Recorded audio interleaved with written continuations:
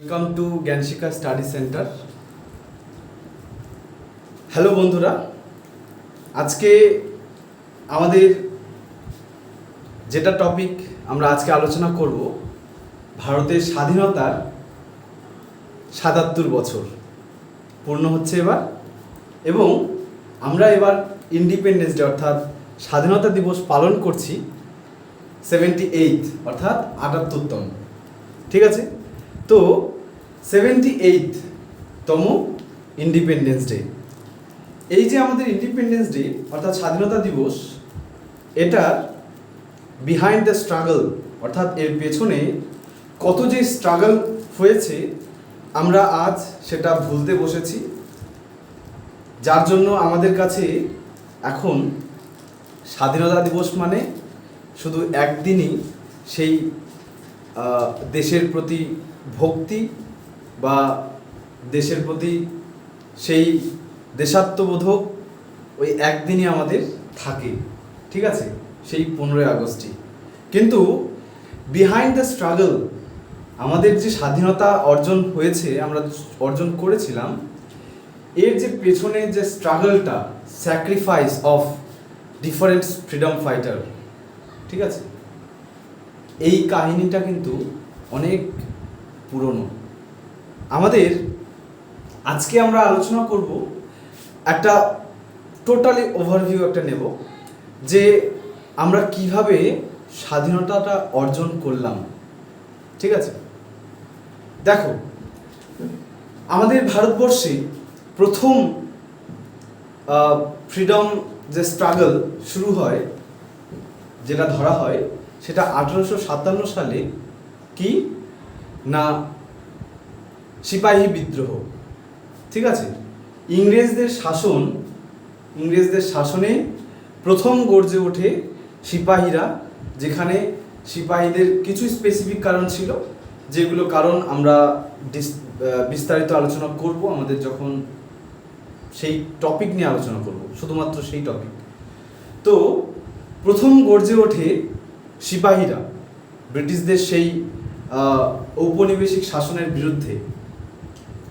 তাদের সেই চাকরের যে মনোভাব, সেটার থেকে বেরিয়ে আসার জন্য তারা অনেক চেষ্টা করেছিল, কিন্তু আলটিমেটলি তারা অনেকাংশেই সফল পেয়েছিল, যদিও তারা জাস্ট রুলটার এপিঠ থেকে ওপিঠ হয়েছিল, শাসনের হাতটা হয়তো চেঞ্জ হয়েছিল, কিন্তু আমরা পুরোপুরি সেটা থেকে মুক্তি পাইনি। অর্থাৎ ব্রিটিশ ইস্ট ইন্ডিয়া কোম্পানি আমাদের রুল করত, সেই রুলটা চলে গিয়েছিল ব্রিটিশ ক্রাউনের কাছে, ব্রিটেনের রানী বা ব্রিটিশ ক্রাউনের হাতে বা ব্রিটিশ পার্লামেন্টের হাতে চলে গিয়েছিল সরাসরি ক্ষমতা। তো আমাদের চেষ্টা খুব ভালো ছিল, আমরা বলতে পারি আমাদের ফ্রিডম স্ট্রাগলের কি আমাদের সূচনা হচ্ছে এই সিপাহী বিদ্রোহ থেকে। তো তারপর আমরা দেখি একের পর এক আমাদের বিভিন্ন সভা সমিতি বিভিন্ন গড়ে ওঠে, বিভিন্ন কার্যকলাপ অ্যাক্টিভিটিস, যেগুলো ফ্রিডম স্ট্রাগল, ঠিক আছে, স্বাধীনতার পক্ষে বা স্বায়ত্ত শাসনকে নিয়ে আসার জন্য অনেক সভা বা অনেক সমিতি গড়ে উঠেছিল। ঠিক 1885 সালে আবার সেটাকে গড়ে তোলা হয়, যেটা ইন্ডিয়ান ন্যাশনাল কংগ্রেস, যার হাত ধরেই মূলত আমরা ফ্রিডম দেখতে পেয়েছি। ঠিক আছে, তার মাদার ইনস্টিটিউশন। কিন্তু ব্রিটিশরা যখন এই যে ইন্ডিয়ান ন্যাশনাল কংগ্রেস এটা যখন প্রতিষ্ঠা করেছিল, তার উদ্দেশ্য কিন্তু এটা ছিল না যে ভারতীয়দের একটা প্ল্যাটফর্ম দেব, তারা তাদের অভিযোগগুলো দেবে। ঠিক আছে, তাদের উদ্দেশ্য ছিল যে সারা বছর ধরে যে পুরো দেশে যা নানা কার্যকলাপ চলে ফ্রিডম স্ট্রাগলের, সেই কার্যকলাপটা আমরা বন্ধ করে দেবো। কীভাবে? যে ন্যাশনাল পর্যায়ে, জাতীয় পর্যায়ে একটা আমাদের কি করতে হবে, দল তৈরি করতে হবে, সেখানে বছরের শেষে তারা একত্রিত হবে ওই 3 দিনের জন্য, মানে একত্রিত হয়ে তাদের অভাব অভিযোগ তারা জানাবে। তাহলে ওই যে ন্যাশনাল লেভেল একটা সংস্থা তৈরি করে দেবে এবং সারা বছর তারা সেই যে আন্দোলন, সেই আন্দোলন থেকে নিস্তার পেয়ে যাবে। ঠিক আছে, তাহলে এই ইন্টেনশন নিয়েই কিন্তু ব্রিটিশরা ভারতকে একটা জাতীয় কংগ্রেসের প্রস্তাব কিন্তু তারা দিয়েছিল এবং সেটা গড়ে উঠেছিল। এবং এই জন্যই father of Indian national Congress Allan Octavian হিউমকে বলা হয়। অ্যালান অক্টেভিয়ান হিউম একজন বিউরোক্র্যাট ছিলেন। ঠিক আছে, তো ইন্ডিয়ান ন্যাশনাল কংগ্রেসেরও যাত্রাটা কিন্তু খুব একটা সহজ ছিল না।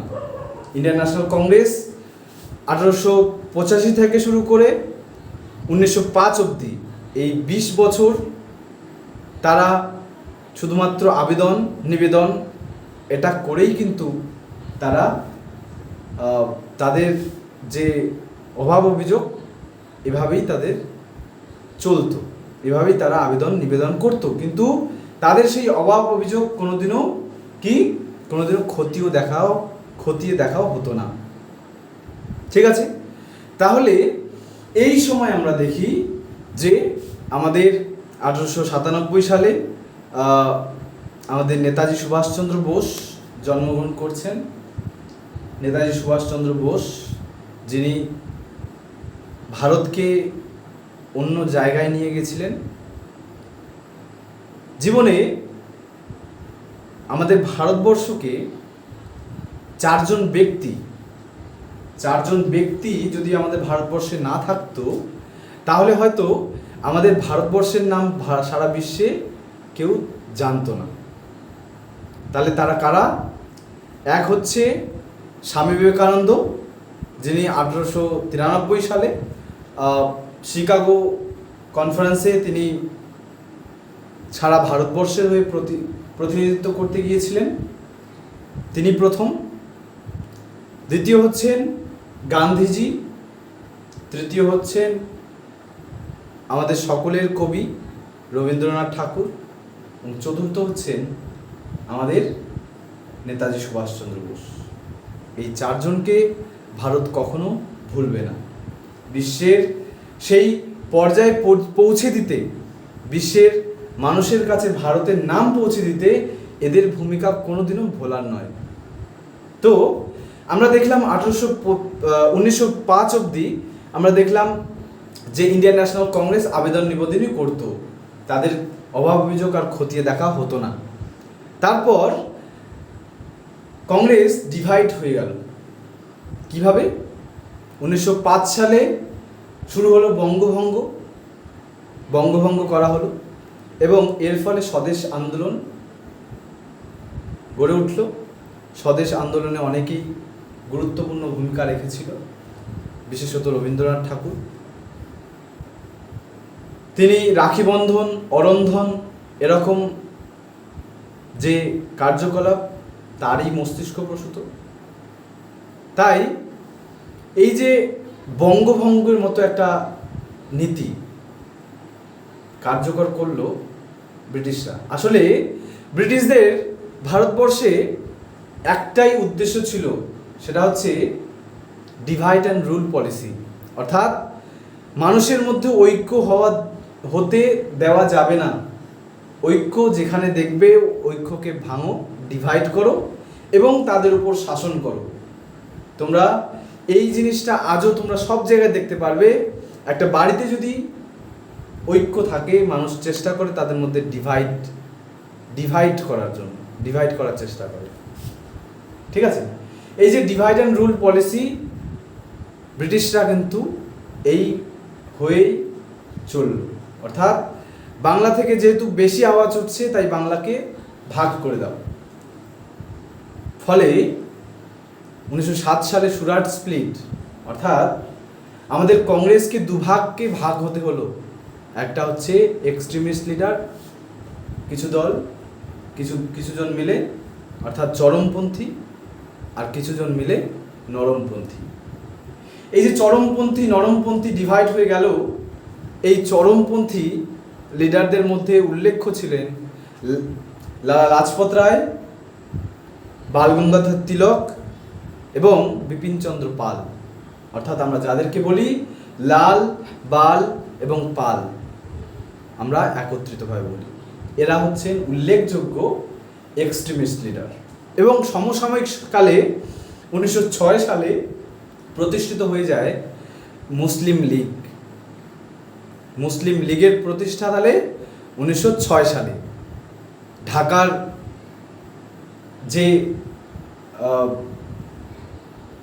যে রাজকুমার ছিল সলিমুল্লাহ, তার নেতৃত্বেই গড়ে উঠল মুসলিম লীগ, যেটা থেকেই পরবর্তী ভারত দুভাগে ভাগ হয়ে যায়, যার ডিমান্ড ছিল পাকিস্তান তৈরি করা। আসছি আমরা, দেখো এই যে ডিভাইড অ্যান্ড রুল পলিসি 1909 সালেও তারা কিন্তু পার্লামেন্ট রিফর্মসের মাধ্যমে তারা ধর্মভিত্তিক তারা ভোটাধিকার চালু করলো। কারা? ব্রিটিশরা। দেখো যখন বাংলা থেকে বেশি আওয়াজ উঠলো বাংলাকে ডিভাইড করে দাও, এখন ধর্মকে ডিভাইড করো। এই যে ডিভাইড অ্যান্ড রুল পলিসি, এটাই ছিল মূল পলিসি কাদের? ব্রিটিশদের। তো এই যে নরমপন্থী এবং চরমপন্থী, এই যে ডিভাইড হলো 1907 সালে, এরপর ফ্রিডম স্ট্রাগল চলতে থাকে। কংগ্রেস যেভাবে অধিবেশন হয়, প্রতি বছর হয়, তাদের ডিমান্ড বেড়ে যায়। কংগ্রেস আবার রিউনাইট হয় 1916 সালে লখনৌ প্যাক্টের মধ্য দিয়ে। এখানে লখনৌ প্যাক্ট মুসলিম লীগ এবং কংগ্রেসের মধ্যে হচ্ছে, এবং এখানে হচ্ছে হোম রুল মুভমেন্ট। অর্থাৎ আমাদের শাসন আমরাই করব, স্বায়ত্ত শাসন। এই যে ডিমান্ড উঠল স্বায়ত্ত শাসন, home rule League, home rule movement. এরপর গান্ধী ভারতের একটা নতুন জগৎ, আন্দোলনের একটা নতুন জগৎ এর সৃষ্টি হলো গান্ধীর ভারতে ফিরে আসা। 1915 সালে গান্ধী ভারতে আসে। কোথা থেকে? সাউথ আফ্রিকা থেকে, 9 জানুয়ারি। কিসের জন্য? তিনি গিয়েছিলেন আইন পেশায়, তিনি সেখানে ব্যারিস্টারি করতেন, এবং তিনি কার আহ্বানে আসেন? গোপাল কৃষ্ণ গোখলে, তার পলিটিক্যাল গুরু। তিনি তার আহ্বানে 1915 সালে 9 জানুয়ারি ভারতে আসেন, এবং তিনি এসে সাবরমতী আশ্রম তৈরি করেন। এবং তার ভারতের প্রথম আন্দোলন তার 1917 সালে কি না, চম্পারণ সত্যাগ্রহ। তিনি তার আগেও সাউথ আফ্রিকাতে তিনি আন্দোলন করেছেন। তার প্রথম আন্দোলন নাটাল সত্যাগ্রহ 1895 সালে। ভারতে এসে তিনি প্রথম আন্দোলন করছেন চম্পারণ সত্যাগ্রহ, একের পর এক খেদা সত্যাগ্রহ, আহমেদাবাদ মিল স্ট্রাইক। এরপর ন্যাশনাল লেভেলে যদি বলো তাহলে হচ্ছে আমাদের খিলাফত মুভমেন্ট, তিনি অহিংস অসহযোগ আন্দোলনকে একত্রিত করেছিলেন। এরপর অহিংস অসহযোগ আন্দোলন চৌরি চৌরা ইনসিডেন্টের মধ্য দিয়ে বন্ধ হয়ে যায়। আমাদের ফ্রিডম স্ট্রাগল চলছে। মিডিলে অনেক রকম স্বাধীনতা সংগ্রামী আন্দোলন হয়েছিল, তোমরা সবাই জানো। কাউকেই ভুললে চলবে না। ক্ষুদিরাম বসু, বিনয় বাদল দীনেশ। ক্ষুদিরাম বোস, যিনি কিংসফোর্ডকে মারতে গিয়ে, বোমা ফেলতে গিয়ে তিনি তার স্ত্রী কেনেডিকে হত্যা করেন। কিংসফোর্ড যাকে বলা হতো কসাই কাজী, কিংসফোর্ডকে বলা হয় কসাই কাজী। তো তিনি এত কম বয়সেও এত বীরত্বের প্রমাণ দিয়েছিলেন। তো স্বাধীনতা যখন আমরা পেয়েছি, তাদের কারোর কৃতজ্ঞতা অস্বীকার করা আমাদের পক্ষে, আমাদের ক্ষেত্রে উচিত নয়। আমাদের সবারই কৃতজ্ঞতা স্বীকার করা উচিত। সিঙ্গেল পার্সনের কি ছিল, কন্ট্রিবিউশনটা কিন্তু ছিল, সবারই ছিল। বিনয় বাদল দীনেশ, মাস্টারদা সূর্য সেন, ভগৎ সিং, সুখদেব, রাজগুরু, সবারই ছিল। তো এরপর গান্ধী একের পর এক আন্দোলন, আইন অমান্য আন্দোলন। এরপর যদি আমরা দেখি ভারত ছাড়ো আন্দোলন, সর্বোপরি আমাদের ভারত ছাড়ো আন্দোলন। দ্বিতীয় বিশ্বযুদ্ধ শুরু হওয়ার পর ব্রিটিশকে আরও চাপে ফেলার জন্য আমরা ভারত ছাড়ো আন্দোলন তৈরি করি, এবং ভারত ছাড়ো আন্দোলন ছিল লিডারলেস আন্দোলন। ভারত ছাড়ো আন্দোলনের কথা যেদিন ঘোষণা হয় ঠিক সেদিনই সবাইকে কিন্তু জেলে বন্দি করা হয়। ঠিক আছে, তো ব্রিটিশরা জিতে গিয়েছিল, দ্বিতীয় বিশ্বযুদ্ধ জিতে গিয়েছিল, তারপরেও কেন তাদের ভারতের স্বাধীনতা দিতে হলো? ব্রিটিশরা কিন্তু এর আগেও আমাদের স্বায়ত্তশাসন দেবে বলে, ওই স্বায়ত্তশাসন দিবে বলে তারা বদ্ধপরিকর ছিল প্রথম বিশ্বযুদ্ধের সময়। কিন্তু প্রথম বিশ্বযুদ্ধ শেষ হওয়ার পর তারা যখন জিতে গিয়েছিল, তারা ঠিক তাদের সেই তারা যে দেবে না সেটার প্রমাণই দিয়েছিল। তারা যে ভারতকে কি দেবে না, স্বায়ত্তশাসন দেবে না, সেটার প্রমাণ কিন্তু আমরা অলরেডি প্রথম বিশ্বযুদ্ধের মধ্য দিয়ে দেখেছিলাম। প্রথম বিশ্বযুদ্ধে আমরা ব্রিটেনকে সাহায্য করেছিলাম, তার ফলাফল সেটাই আমরা পেয়েছিলাম রাওলাট অ্যাক্টের মতো কালো আইন। এবং সেটার থেকে শিক্ষা নিয়েই ব্রিটিশ যখন ভারতীয়দের সঙ্গে আলোচনা না করেই কি করে দ্বিতীয় বিশ্বযুদ্ধের পার্ট বলে দেয়, তখন ভারতীয়রা কিন্তু সবাই কি করে আন্দোলন শুরু করে। এবং কুইট ইন্ডিয়া মুভমেন্ট এখানে একটা খুব ভালো কাজ করেছিল, কুইট ইন্ডিয়া মুভমেন্ট। এরপর তোমরা সবাই জানো আমরা কনস্টিটিউশনাল ব্যাকগ্রাউন্ড পড়েছিলাম, কনস্টিটিউশন কিভাবে আমাদের মেকিং হয়েছিল। আমাদের উইনস্টন চার্চিল ছিল ব্রিটেনের তৎকালীন প্রধানমন্ত্রী, যিনি গান্ধীকে হাফ ন্যাকেড ফকির বলেছিল, অর্ধনঙ্গ ফকির। এরপর তৎকালীন প্রধানমন্ত্রী ক্লিমেন্ট অ্যাটলি, তিনি ভারতের স্বাধীনতা সেই ডেডলাইনটা তিনি কিন্তু ঘোষণা করেন। এবং ফ্রিডম স্ট্রাগল এখানে কিন্তু শেষ হয় না। আমাদের নেতাজি সুভাষচন্দ্র বোসের কথা না বললেই নয়। নেতাজি সুভাষচন্দ্র বোসের কথা আমরা যদি ভুলে যাই, তাহলে আমরা কি যেন স্বাধীনতায় হারিয়ে ফেলেছি। নেতাজি সুভাষচন্দ্র বোস তিনি 1939 সালে কংগ্রেস থেকে রিজাইন দিয়ে গঠিত করেন ফরওয়ার্ড ব্লক, এবং তিনি 1940 সালে তার বাড়ির থেকে তিনি ছদ্মবেশে পালিয়ে যান জার্মানির উদ্দেশ্যে। সেখানে হিটলারের সঙ্গে তিনি কি করেন, দেখা করেন হিটলার, এবং তিনি তার যে থিওরিটা ছিল যে শত্রু আমার মিত্র, তিনি সেই কনসেপ্টটাতেই বিলিভ করতেন। অর্থাৎ আমাদের শত্রু ছিল ব্রিটিশরা, তাদের শত্রু হচ্ছে তৎকালীন অক্ষশক্তি। তাই অক্ষশক্তিকে যদি আমরা মিত্র বানাতে পারি, তাহলে হয়তোবা আমরা আমাদের স্বাধীনতা ছিনিয়ে নিতে পারি। তার কনসেপ্ট ছিল স্বাধীনতা কখনো এমনি এমনি পাওয়া যায় না, স্বাধীনতা ছিনিয়ে নিতে হয়।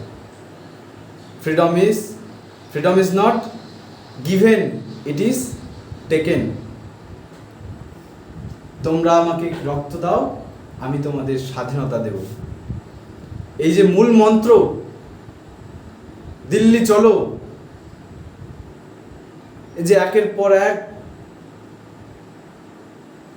নেতাজি সুভাষচন্দ্র বোসের কার্যকলাপ, যেটা থেকে ব্রিটিশরা অনেকটাই ভয় পেয়েছিল। ব্রিটিশদের নাস্তা নাবুদ করে দিয়েছিল, যেখানে এই আজাদ হিন্দ বাহিনী গিয়েছিল। কিন্তু সেই অক্ষ শক্তি যখন সারেন্ডার করে দেয়, তখনও কিন্তু সেই আজাদ হিন্দ বাহিনী আমাদের নাগাল্যান্ডে কিন্তু এসেছিল, আমার ভারতের মাটিতে কিন্তু তারা পাড়া দিয়েছিল। অক্ষ শক্তি সারেন্ডার করার পর আমরা কি করি? আমরাও সারেন্ডার করি, অর্থাৎ কি না, আজাদ হিন্দ বাহিনীও কিন্তু সারেন্ডার করে দেয়। ঠিক আছে, তো ততদিনে ব্রিটিশরা বুঝেছিল যে ইন্ডিয়ানদের সাথে পাঙ্গা নিতে নেই। ঠিক আছে, সেই নেতাজি সুভাষচন্দ্র বোস, তার আজ সেই সমমর্যাদা কোথাও যেন হারিয়ে যাচ্ছে। স্বামী বিবেকানন্দ, রবীন্দ্রনাথ ঠাকুর, গান্ধীজি প্লাস নেতাজি সুভাষচন্দ্র বোস, এই স্বাধীনতার ৭৮তম বছরে আমাদের কিছু সময় সেই ফ্রিডম ফাইটারদের জন্য আমরা দিতে চাই। আমাদের যতজন ফ্রিডম ফাইটার ছিল এই স্বাধীনতার ৭৮তম বছর, তাদের নামে উৎসর্গ করুন, তাদেরকে অনুসরণ করুন। কারণ তারা যদি আজ না থাকতো, তাহলে হয়তো আজও ভারতবর্ষ ব্রিটিশ উপনিবেশবাদে জর্জরিত হতো। তাই আমাদের স্বাধীনতা দিবস এর ৭৭ বছর আমরা উদযাপন করছি, অ্যানিভার্সারি, এবং ৭৮তম স্বাধীনতা দিবস সবাই ভালো করে পালন করুন। এবং ব্রিটিশ কিন্তু আমাদের অনেক আগেই স্বাধীনতা দিতে পারত, তাদের কিন্তু ব্যাপারটা, তারা ফ্রিডম দিত কিন্তু ফ্রিডমটাকে ধরে রাখতে পারতো না, তার জন্যই তারা কিন্তু দেয়নি। এবং স্বাধীনতা পাওয়াটা কিন্তু বড় কথা নয়, স্বাধীনতা ধরে রাখাটা অনেক বড় ব্যাপার। আমরা স্বাধীনতা পেয়েছি, সেটাকে ধরে রাখতে হলে নতুন প্রজন্মকে এগিয়ে আসতে হবে। ভারতের যে বর্তমানে যে সমস্যাগুলো, ভারতের বর্তমানে যেগুলো প্রবলেম চলছে, আমরা যেটা দেখছি চারিদিকে আমাদের যে নিকৃষ্টতম ঘৃণ্যতম কাজগুলো হচ্ছে, সেই রেপ কেস থেকে শুরু করে আমাদের চারিদিকে যত কিছু হচ্ছে, সেগুলো বন্ধ হওয়া উচিত। আমাদের মেন্টালিটি চেঞ্জ করা উচিত, মানসিকতার চেঞ্জ করতে বড় বদল দরকার। আমাদের সবাইকে এগিয়ে আসতে হবে। এবং কোথাও যেন তাদের শিক্ষার অভাব আমরা অনুভব করতে পারছি। মানুষের যে পাশবিক রূপ, সেটা আমরা দেখতে পাচ্ছি হারে হারে। সেই পাশবিক রূপটাকে বদলে ফেলতে হবে, এবং সেই পাশবিক রূপটা বদলে ফেলা একভাবেই সম্ভব। একত্রিত হন, সবাই মিলে একত্রিত হন, এবং কালকের সকাল যাতে আমাদের জীবনে নতুন এক সকালের উদয় হয়, এবং ভারত তার যে জর্জরিত যেসব ব্যাপারে, কারাপশন থেকে শুরু করে, শিক্ষার হার থেকে শুরু করে, পরিষ্কার পরিচ্ছন্নতা থেকে শুরু করে, শিক্ষার হার থেকে শুরু করে যেসব বিষয়ে তারা ভারত পিছিয়ে, আজকে আমাদেরকেই সেই হালটা ধরতে হবে, নতুন প্রজন্মকেই সেটাকে এগিয়ে নিয়ে যেতে হবে। তাই সবাই নিজের নিজের জায়গা থেকে একটু চেষ্টা করুন, নিজে স্বচ্ছ হন, নিজের মানসিকতাটাকে বদলান, তাহলে অবশ্যই দেখবেন আমাদের ভারতবর্ষ একদিন বিশ্বজয় করবেই। ভারতবর্ষ একদিন বিশ্বজয় করবেই। এই বলেই আমি আমার সংক্ষিপ্ত বক্তব্য আজকে এখানেই শেষ করছি। জয় হিন্দ, বন্দে মাতরম, ভারত মাতা কি জয়।